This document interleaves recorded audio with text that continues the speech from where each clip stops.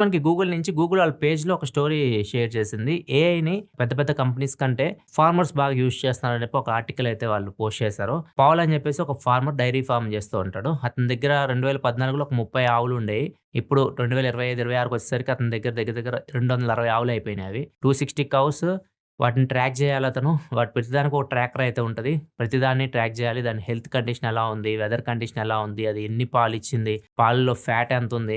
ఇవన్నీ track చేయాల్సుంటదనమాట. So, ఇయన్నీ track చేయడానికి అతనికి చాలా టైం పట్టేదంట. మొత్తం 260 ఆవులున్నాయి కాబట్టి ఒక్కొక్క దాన్ని డీటెయిల్‌గా అతను ట్రాక్ చేసేసి చూసేసరికి ఒక రోజుకి 3, 4 గంటలయిపోయిద్ది. ఎందుకంటే దేనికైనా ఒక ప్రాబ్లమ్ ఉందనుకోండి, ఖచ్చితంగా డాక్టర్ దగ్గరికి తీసుకెళ్ళాలి. దానికి ట్రీట్మెంట్ ఇప్పియాలి. ఇట్లాంటివన్నీ కేర్ తీసుకోవాలి ఖచ్చితంగా. ఫార్మ్ మెయింటైన్ చేసేవాళ్ళు. ఇతను పని తగ్గించుకోవడానికి జెమినీ యూజ్ చేసి ఒక ఏజెంట్‌నయితే క్రియేట్ చేసుకున్నాడు.